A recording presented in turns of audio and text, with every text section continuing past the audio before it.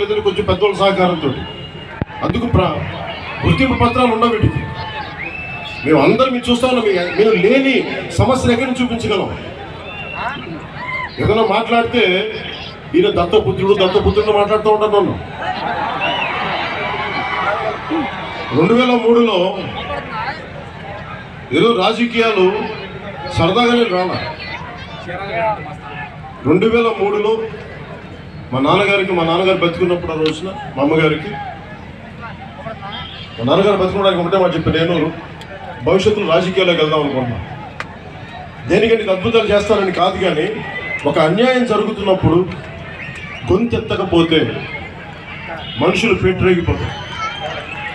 అన్యాయం జరుగుతున్నప్పుడు చూస్తూ ఊరుకుంటే ఎలా ఊరుకుంటాం? అది టంగుటూరి ప్రకాశం నేల ఇది, పొట్టి శ్రీరాములు నేల ఇది. ఇలాంటి నేలలో కూర్చొని మనం ఎందుకు భయపడతాం? నాకు నిజంగా ప్రజాస్వామ్య విలువలు ఎవరో 10 మంది